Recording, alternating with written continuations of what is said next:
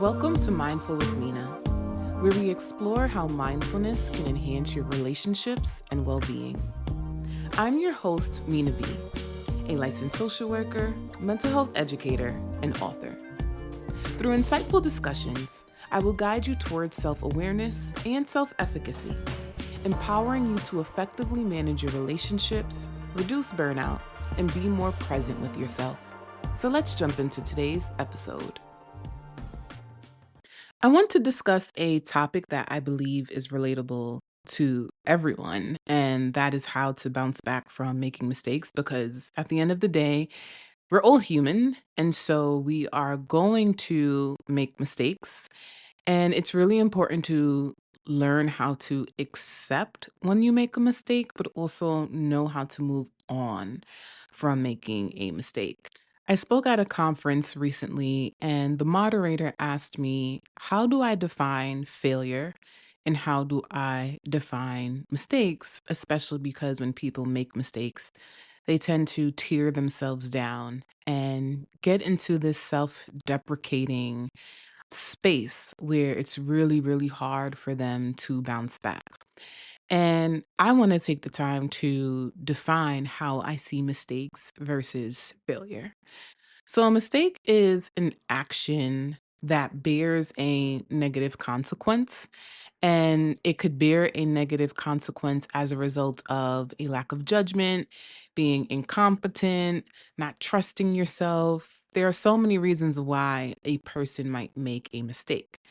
But when we think of failure, there are two different ways that we can see failure. The first one is a lack of success. And I think this is really important to break down because when you look up the term success, there are multiple definitions, but I want to share with you two of the ones that really stood out to me.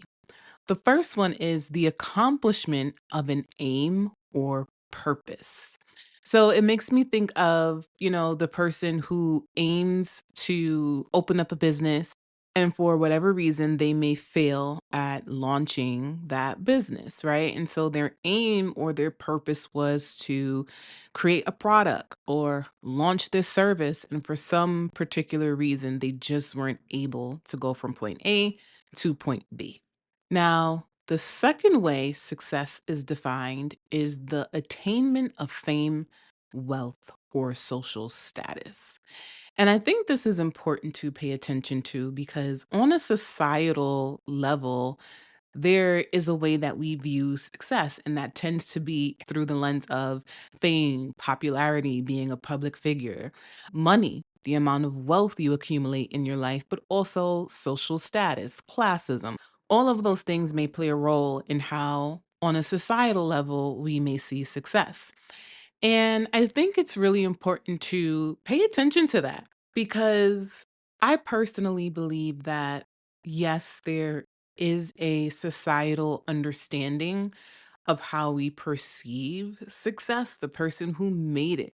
For example, the person who worked really, really hard and now they're just living a life of abundance and it's rooted in the sense of fame, wealth, and social status. But here's the thing. There's a lot of us who feel completely fine and content without the fame, without accumulating large amounts of wealth, and not having social status. And so, does that mean you're a failure? Of course not. So, I believe that when we are really exploring these terms, mistakes and failure, we really have to engage in self attunement.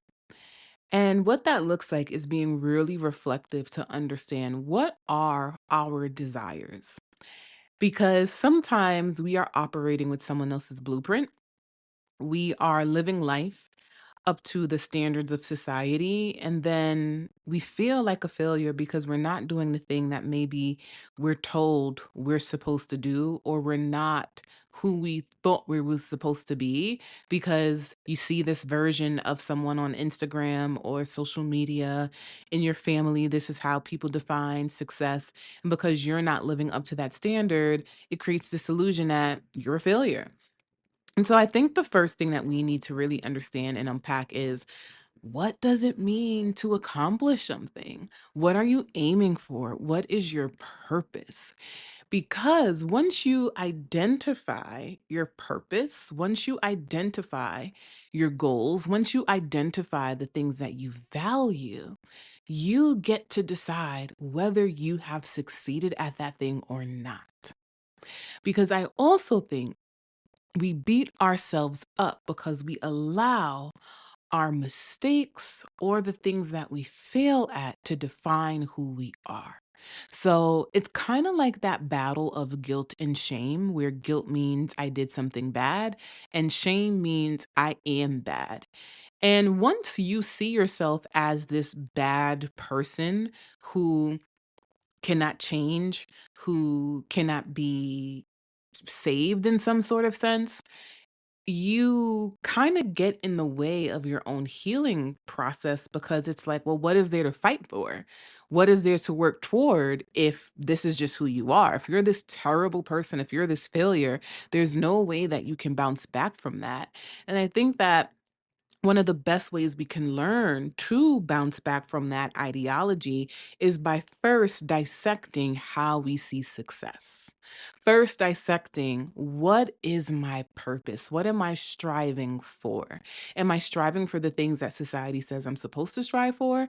Or am I self attuned and self aware and doing the work of understanding what makes me happy, what is going to make me content, and what is going to make me flourish in life?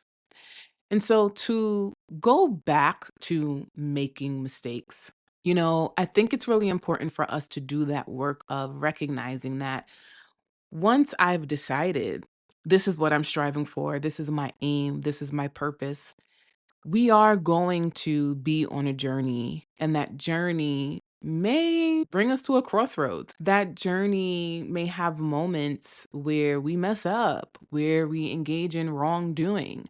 And so I want to break down the different ways that we can learn to move on from the mistakes that we make so that we can engage in emotional resiliency work, but also so that we can flourish and live the lives that we desire to live. So, when it comes to making mistakes, I think the first thing that we need to do is engage in accountability work. The same way we want other people to hold themselves accountable when they harm us, we need to hold ourselves accountable when we recognize that we did something that resulted in a negative consequence.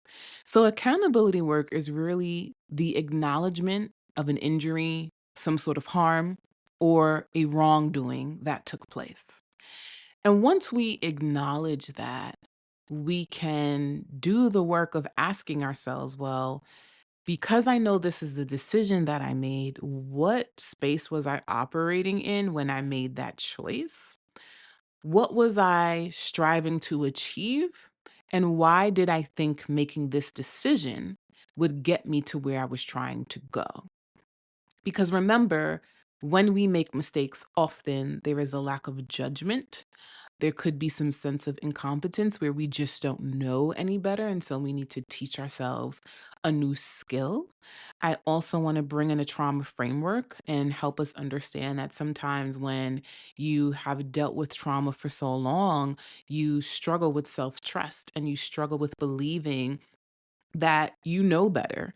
You struggle with trusting the decisions that you can make for yourself. And so sometimes you make the wrong choice because you don't trust yourself in the process. And so now here you are dealing with decision fatigue or repetition compulsion, where you keep engaging in the same pattern over and over and over again because you have not done the work to understand what is at the root of this foundation. Why do I keep doing this thing? And so accountability is really, again, about the acknowledgement of the injury, the harm, or the wrongdoing. And once we acknowledge that, the thing that took place, it moves us into a place of repairing. Because here's the thing, pretending nothing happened erodes trust with others and with ourselves. And so we want to be able to trust ourselves if we want to continue to move forward. It's going to be hard to move forward in life if you don't trust your own decisions, if you don't trust that you have the knowledge or the skill set to do better or be better. And so once you do the work of acknowledging what took place, you want to now engage in repairing, which is taking an actionable approach to doing things differently. Accountability is always about acknowledgement and repair. And so once you've accepted your mistakes, the next step is to learn from them and adapt. You want to identify the specific areas where you went wrong and think about how you can improve. Sometimes this might require us seeking feedback from others. And so in episode one, you heard me talk about your circle of support and how we can define community. And I talked about your circle of intimacy as well as your circle of friendships. I truly believe the people who are in our circle of intimacy and some of our friends know the real us. They know the intricate details of our lives. And so sometimes our friends can be the people that we can go to seek feedback from because there's psychological safety in those relationships. And we trust what they have to say because we know that they're going to provide us with constructive criticism versus brutal honesty. What we need is constructive criticism so that we can, again, do the work of acknowledging, but then moving to a state of repairing. Once you seek feedback from others, you can now ask yourself, well, what do I need to do to adapt? Another thing I talked about in episode one, however, is identifying the paid and professional networks that exist in your circle of exchange. And so sometimes seeking feedback might look like going to a professional to get feedback because you're like, you know what? I keep making this same mistake over and over and over again, and I realize I need professional help. Earlier, I talked about being at a conference, and that is what sparked this conversation around mistakes versus failure. And it was a conference around money. It was actually a conference with the finance bar. And that conference really sheds light on how we can destigmatize money and how we talk about money. And so some of us might realize we keep making the same money mistakes. Well, maybe you need to talk to a financial advisor. You find that you keep making the same mistakes around who you choose to date or just the way you handle certain situations. And maybe you need to seek the help of a therapist. So that is what it looks like to repair. It's acknowledgement of the harm and then saying, instead of me just pretending nothing happened, I need to do the work of understanding why this thing happened. But I, most importantly, in order to engage in emotional resiliency, I need to do something differently. So, for the end of this segment, I am going to ask you some reflection questions. And I really want you to engage in the power of pause. And I want you to start reflecting. Before we get there, and I almost forgot, but I also want to talk about the concept of self forgiveness because that is so important when it comes to making mistakes. And the question that I always get asked is, how do you know you've forgiven yourself? And you know that you've forgiven yourself when the situation no longer holds you hostage. You can know when you've forgiven yourself when you are no longer ruminating on what went wrong. You can know that you have forgiven yourself when you don't feel anxious anymore. Most importantly, you know that you've forgiven yourself when you trust yourself enough to take action and jump back into doing what it is that you were doing and trying to pursue the thing that brings you purpose, that brings you joy, whatever it was. You trust yourself enough to go back out and get started again.